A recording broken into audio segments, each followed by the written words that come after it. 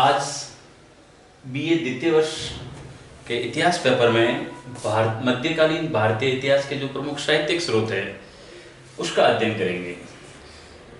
जब भी बीए द्वितीय वर्ष के भारतीय इतिहास का वर्णन करते हैं तो भारतीय इतिहास जो है वो 1200 ईस्वी से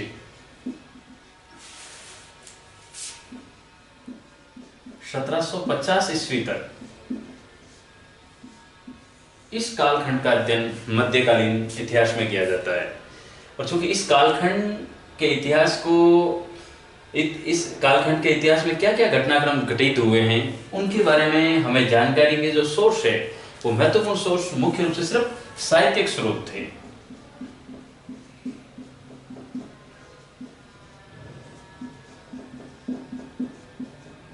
और इसी आधार पर अपने जो सिलेबस है उस सिलेबस में साहित्यिक स्रोतों का ही अध्ययन किया गया है। तो अपन बारी बारी से साहित्यिक स्रोतों का एक एक करके अध्ययन करते हैं और टॉपिक का नाम ही है मध्यकालीन भारतीय इतिहास के प्रमुख साहित्यिक स्रोत। तो साहित्यिक स्रोतों में मुख्य रूप से जो मध्यकालीन साहित्यिक स्रोत है उसमें अगर कालखंड को डिवाइड करें तो दो भागों में ये डिवाइड होता है। एक होता है सल्तनत काल और दूसरा होता है मुगल काल। यानी मध्यकालीन इतिहास में जो इस पूरे कालखंड में दो ऐसे काल थे जिनका एक पूरा काल सल्तनत काल के नाम से जाना जाता है, एक पूरा मुगल काल। इन दोनों कालखंडों को ही उसमें मुख्य भूमिका थी। तो इन दोनों कालखंड के जितने इतिहासकार हुए उन्होंने जो जो साहित्यिक रचनाएं लिखी है उनका हम बारी बारी से जो प्रमुख साहित्यिक स्रोत थे उनका एक एक करके वर्णन कर रहे हैं।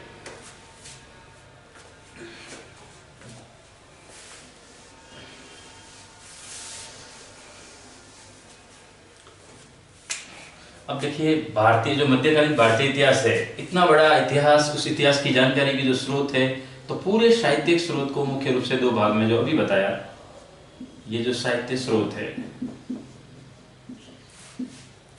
दो भागों में है। पहला सल्तनत कालीन साहित्य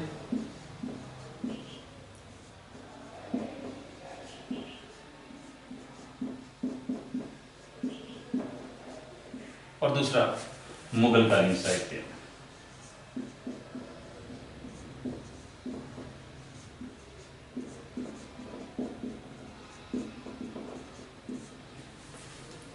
पहले हम सल्तनत कालीन साहित्य को पढ़ेंगे। वैसे सल्तनत काल जो था वो मुख्य रूप से 1206 ईस्वी से गुलाम वंश से प्रारंभ होता है और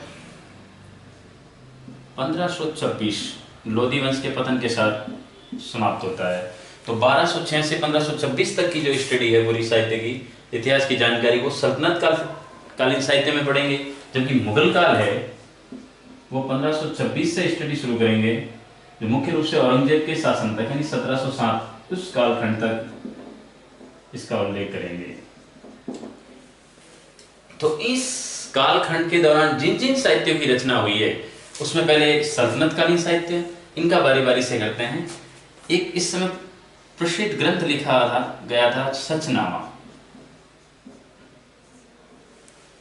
इसके अलावा एक ग्रंथ लिखा गया था त्वारीख उल हिंद जिसको तारीख हिंद भी कहा जाता है। त्वारीख उल हिंद। इसके अलावा भी एक महत्वपूर्ण ग्रंथ था उसका नाम था ताजुल माशीर।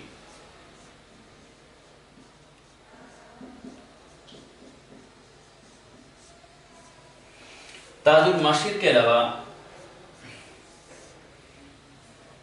एक और ग्रंथ था, लेकिन पहले एक बार इनकी डिटेल्स ले लेते हैं। जो सचनामा ग्रंथ है इसके बारे में कहते हैं कि इसका कोई लेखक पता नहीं चला, ये अज्ञात था। वैसे इसके अनुवाद खूब हुए हैं लेकिन ये अज्ञात था। लेकिन इसकी जो भाषा थी वो अरबी भाषा में, यानी सचनामा जो ऐतिहासिक साहित्य है उसको अरबी भाषा में लिखा गया है। लेखक का कोई पता लग नहीं पाया। अब बट इसमें जो महत्वपूर्ण चीज दी गई है वो क्या है, और वो है भारत में कहते हैं कि पहली बार जो अरबी आक्रमण हुआ था अरब देश से वो हुआ था मोहम्मद बिन कासिम के नेतृत्व में।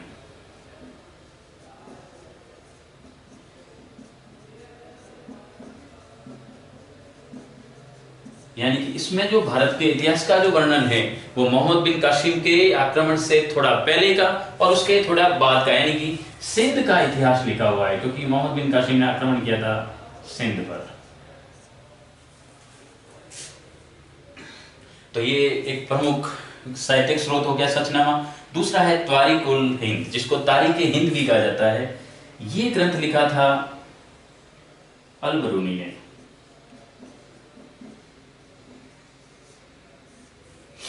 अल-बरूनी कई भाषाओं का प्रखांड विद्वान था और ये संस्कृत का भी अच्छा विद्वान था।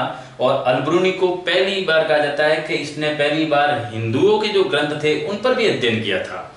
तो अल-बरूनी मोस्ट इंपोर्टेंट साहित्यिक स्रोत लेकर के आया तारीख उल हिंद, और ये जो ग्रंथ लेके आया, ये जो हिंदुस्तान आया था, ये आया था महमूद गजनवी के शासनकाल में।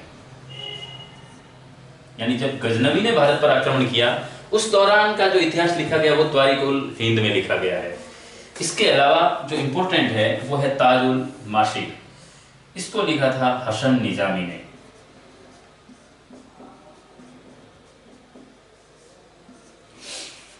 हसन निजामी ने जब ताजुल माशिर लिखा तो इसमें भी गोरी, यानी जो महमूद गोरी था उस गोरी का इतिहास लिखा हुआ है।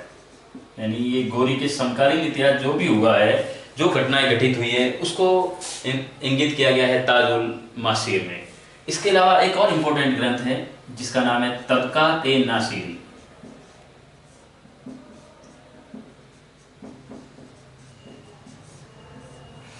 इस ग्रंथ को लिखा है मिनास-उस-सिराज ने।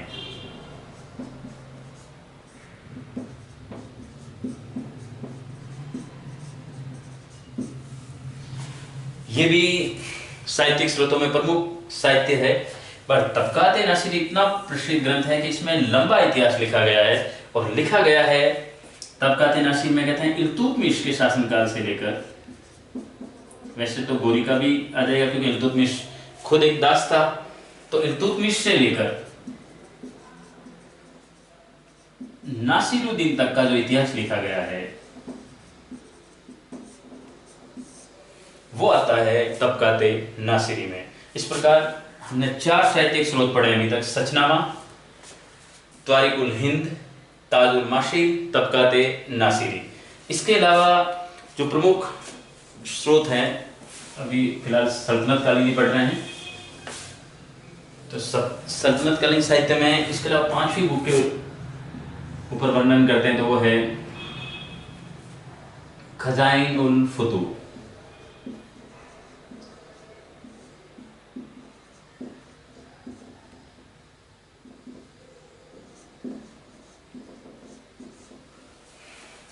ये भी मोस्ट इंपोर्टेंट है। इस खजाइनुल फुतूह को लिखा है उस समय के महान इतिहासकार अमीर खुसरो ने।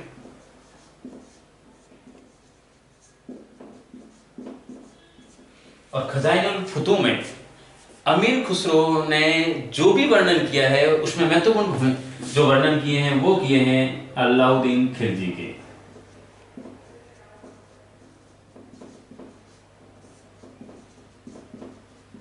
यानी अलाउद्दीन खिलजी के इतिहास की जानकारी हमें खजाइनुल फुतूह से मिलती है। और अमीर खुसरो ने इसको लिखा था।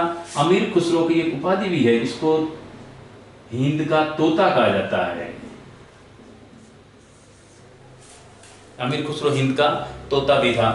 इसके अलावा अमीर खुसरो ने एक और ग्रंथ लिखा था जिसका नाम था देवल रानी। वैसे आशिका के नाम से प्रसिद्ध था, लेकिन देवल रानी ग्रंथ में अमीर खुसरो ने अलाउद्दीन के पुत्र खिज्र खान और गुजरात की राजकुमारी देवल, इनकी घटनाओं पर प्रकाश डाला है। लेकिन जो देवल रानी है, अगर इसका जो रचनाकार देखा जाए तो वो अमीर खुसरो ही था।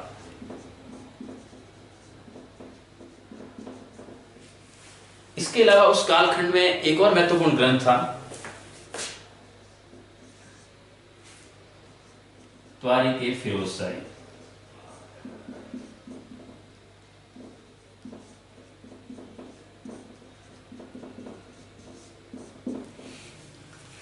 तारीख-ए-फिरोजशाही भी बड़ा इंपॉर्टेंट ग्रंथ है। इस ग्रंथ का जो लेखक था वो था जियाउद्दीन बरनी।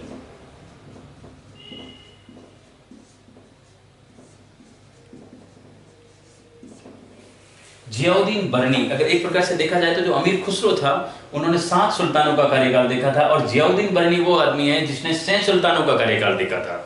अब उसने जो कार्यकाल देखा उसमें सबसे ज्यादा जो वर्णन किया, यानी आप नाम से ही इंगित देख सकते हैं कि तारीख फिरोज शाही उसने इसलिए नाम लिखा था कि उसने अंतिम दिनों में ये अपना पूरा ग्रंथ जो समर्पित किया था वो किया था फिरोज तुगलक को, यानी ये तुगलक वंश में प्रमुख इतिहासकार रहा है, तो फिरोज तुगलक को समर्पित उन्होंने तारीख फिरोज शाही लिखा। इसके अलावा एक और ग्रंथ है फुतुहात ए फिरोज शाही।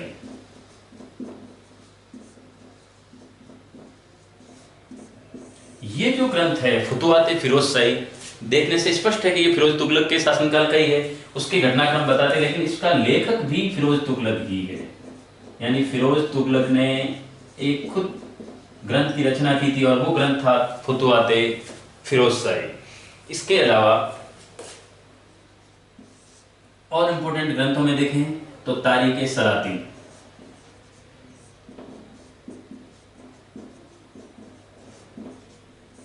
इस तारीख सलातीन नामक जो ग्रंथ है, इस ग्रंथ को लिखा था अब्बास खान सरवानी ने।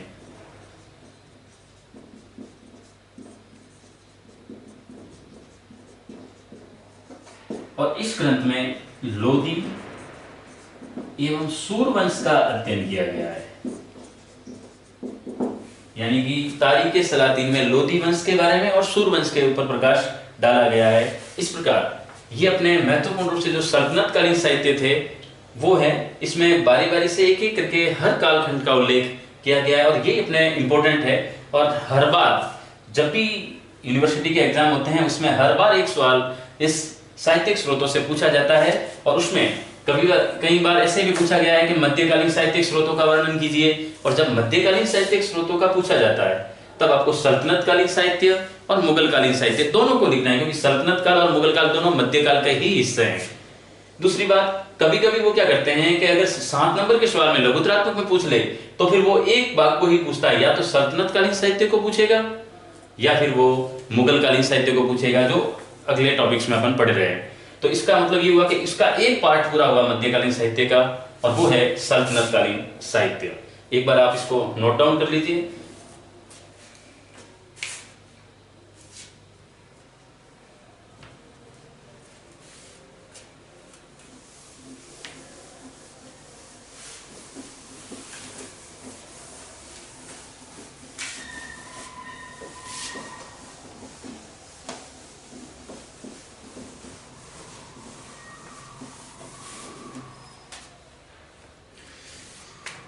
साहित्यिक स्रोत में एक पार्ट पूरा हुआ सल्तनत काल का। सल्तनत काल के बाद में भारत में लोदी वंश का जब पतन हुआ तो नया मुगल वंश आया। तो अब जो मुगल वंश के जो स्रोत है, साहित्यिक स्रोत, उनका अध्ययन करते हैं। अब है मुगल कालीन साहित्य।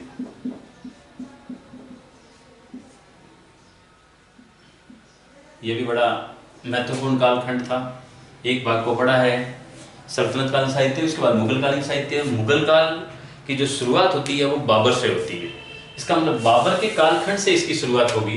तो सबसे पहले अगर यूं देखा जाए तो अपन हर एक इतिहासकार को समझ तो रहे हैं, उसके ग्रंथों को तो पढ़ रहे हैं, लेकिन मुगल काल में अपन डिटेल से पढ़ते हैं तो एक एक शासक के दौरान जो ग्रंथ लिखे गए उसी को पढ़ते हैं डायरेक्टली। जैसे बाबर के कालखंड में 3 ग्रंथ आए जिसका नाम था तुजूक बाबरी,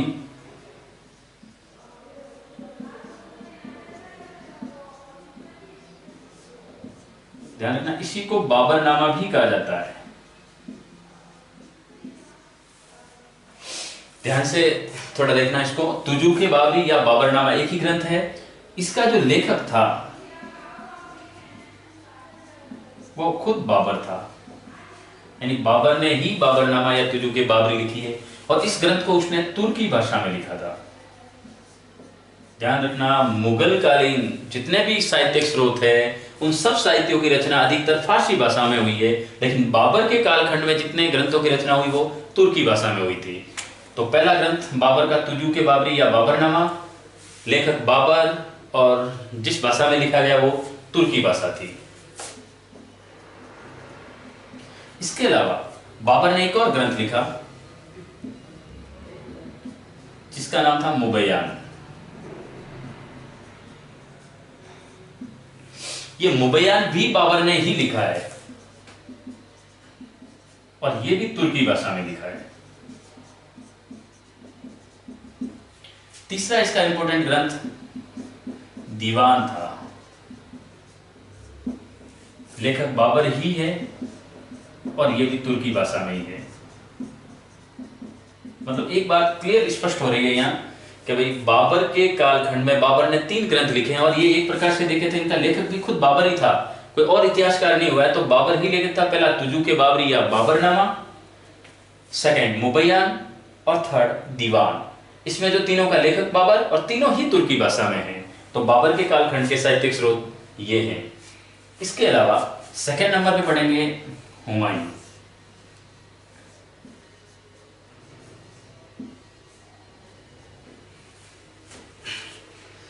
इसके समय एक ग्रंथ लिखा गया था तारीख रशीदी।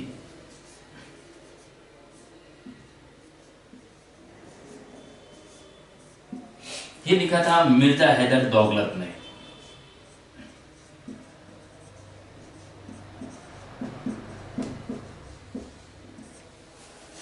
यानी कि हुमायूं के कालखंड में जिनकी ग्रंथों की रचना हुई है वो उसमें तारीख रशीदी थी। इसके अलावा एक और इंपॉर्टेंट ग्रंथ था और वो था हुमायूंनामा। ये जो हुमायूंनामा है इसका लेखक जो था वो थी गुलबदन बेगम और ये फारसी में लिखा गया है। ये थोड़ा ध्यान देने की जरूरत है।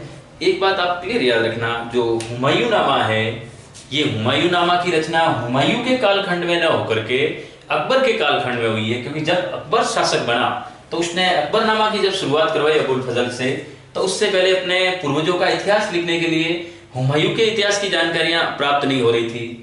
तब क्या हुआ कि उन्होंने ये जिम्मा हुमायूं की बहन गुलबदन बेगम को दिया कि वो उनके इतिहास से अच्छी तरह से वाकिफ थी, तो उन्होंने उस ग्रंथ की शुरुआत की और वो थी हुमायूंनामा। फारसी भाषा में लिखा गया है और हुमायूं के जीवन के ऊपर पूरा प्रकाश इसके ऊपर डाला जाता है। इसके बाद पढ़ेंगे अकबर को। एक बार इसको नोट डाउन कर ले, फिर अपन अकबर की तरफ जाते हैं।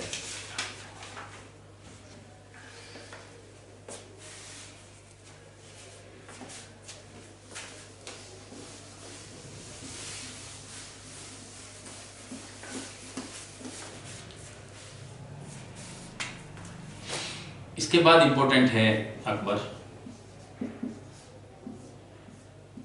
अकबर के विषय में अगर मध्यकाल में जानकारी प्राप्त करनी है तो कहते हैं सबसे बड़ा साहित्यिक स्रोत तो अकबरनामा ही था। इसके अलावा आईने अकबरी, ध्यान रखना ये अकबरनामा का ही पार्ट है, लेकिन अंतिम भाग को अलग से लिखा गया है जिसका नाम आईने अकबरी रखा गया। तो अकबरनामा और आईने अकबरी दोनों ही अबुल फजल की कृति है, यानी इसका लेखक कौन था? अबुल फजल। अब अबुल फजल ने अकबरनामा और आईने अकबरी लिखे हैं, लेकिन ध्यान रखना ये फारसी में लिखे गए हैं, यानी ये फारसी भाषा में अनुवादित है। इसके अलावा अकबर के जीवन काल में एक और ग्रंथ लिखा गया, त्वारीख।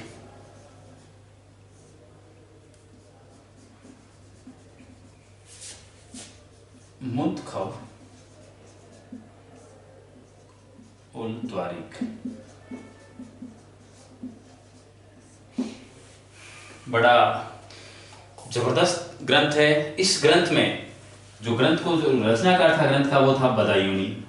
आपको पता है हल्दी घाटी युद्ध में अकबर की रणनीति की आलोचना खुद बदायूनी ने भी की थी।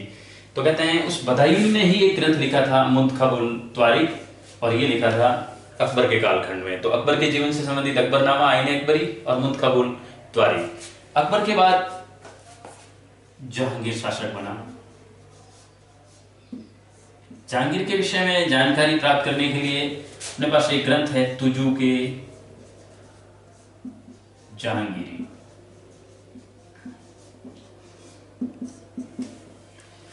एक बात यहां स्पष्ट कर लेना, मुगल काल में 2 ऐसे शासक हुए, 2 बादशाह ऐसे थे जिन्होंने अपने ग्रंथ स्वयं लिखे। एक सबसे पहले अपन ने पढ़ा बाबर को, और दूसरा जहांगीर था जिसने तुजूके जहांगीरी लिखी थी। तो तुजूके जहांगीरी का लेखक जहांगीर ही था। लेकिन कहते हैं कि इसके जो अंतिम कालखंड में जो ग्रंथ लिखे गए उनकी मृत्यु के समय या उसके उपरांत, उस कालखंड को लिखा गया था मोतमीद खान ने। यानी इसके दो रचनाकार हो गए, लेकिन चूंकि जहांगीर ने इसको लिखा था, दोनों ने ही इसको लिखा है फारसी भाषा में। यानी अकबर के शासनकाल में मुगल वंश की फारसी भाषा, मुगल वंश वालों ने फारसी भाषा को राजकीय भाषा बना रखा था। तो इस प्रकार जितने भी ग्रंथ लिखे जाएंगे तो जो राजकीय भाषा है उसी भाषा में लिखे गए हैं। तो जहांगीर के शासनकाल का ग्रंथ है वो है तुजुक जहांगीरी, लिखा जहांगीर ने है। उसके अंतिम दिनों का जो पूरा वर्णन किया है वो किया है मोतमीद खान ने। और वैसे भी याद रह जाएगा जहांगीर, और इस प्रकार याद रह जाता है कि जहांगीर की मौत के बाद इसको लिखा मोतमीद खान ने।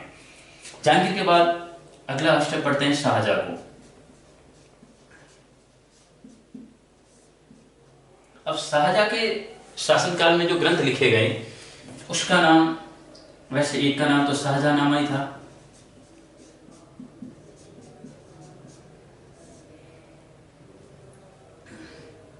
वैसे इसके अलावा इसके नाम में सबसे जो ज्यादा वर्णन है वो बादशाहनामा, क्योंकि शाहजहां के कालखंड में एक ही नाम से 3 लेखकों ने अलग अलग दौर में अलग अलग ग्रंथ लिखे हैं। बट इंपोर्टेंट इसके काल में जो ग्रंथ था वो था बादशाहनामा, और इसको लिखा था अब्दुल हमीद लाहौरी ने।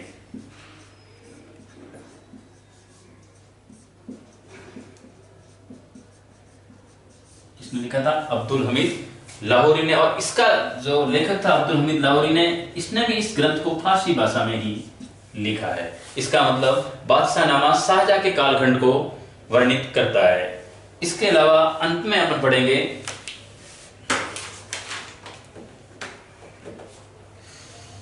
औरंगजेब को।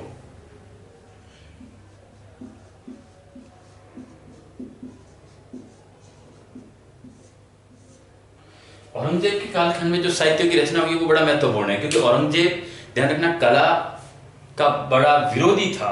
अब ये नहीं चाहता था कि उसके जीवन काल में किसी चीजों की रचनाएं हो, लेकिन फिर भी इसके जीवन काल में एक ग्रंथ लिखा गया जिसका नाम था आलमगीरनामा।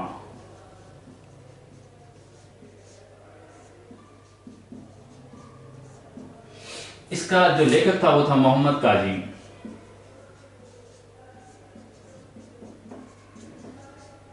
यानी कि औरंगजेब के शासनकाल में औरंगजेब का अगर इतिहास हमें पढ़ना है तो औरंगजेब के इतिहास की जानकारी आलमगीरनामा पुस्तक से मिलेगी, और इस पुस्तक को लिखा था मोहम्मद काजिम ने।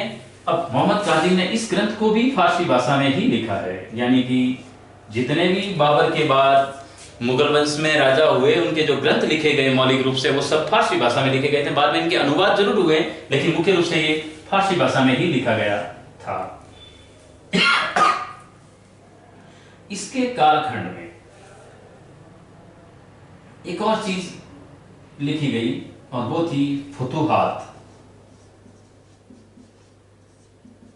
ए आलमगीरनामा।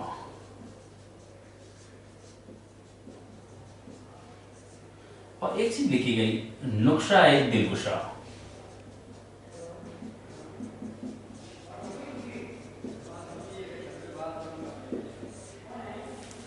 दो ग्रंथ लिखे गए हैं, फुतूहात ए आलमगीरनामा और नुक्शा ए दिलकुशा। जो फुतूहात ए आलमगीरनामा है वो ईश्वर दास ने लिखा है, थोड़ा इंपॉर्टेंट है, याद भी रखना है। यानी ईश्वर दास ने एक कृति की रचना की औरंगजेब के शासनकाल में जिसका नाम था फुतूहात ए आलमगीरनामा। और वैसे याद रख लेना, ईश्वर से फुहार आई है तो फुतूहात ए आलमगीरनामा। और दूसरा नुक्शा ए दिलकुशा, इसको लिखा था भीमसेन ने। इस प्रकार देखा जाए तो साहित्यिक स्रोतों में ये मुगलकालीन साहित्य थे पूरे। हर मुगल वंश के शासक के बारे में एक एक से डिटेल्स बताई गई है। प्रत्येक ग्रंथ को बताया किसने लिखा है, कौन सी भाषा में लिखा और किस शासक से संबंधित है। तो बाबर से लेकर के औरंगजेब के शासनकाल तक के साहित्य की जो वर्णन था वो हमने किया है, और इससे पहले हमने किया सल्तनत कालीन साहित्य का। इस प्रकार सल्तनत काल और मुगल काल दोनों मिलकर के मध्यकालीन भारतीय इतिहास के प्रमुख साहित्यिक स्रोतों का वर्णन हो जाता है। आज की क्लास में इतना ही। Thank you.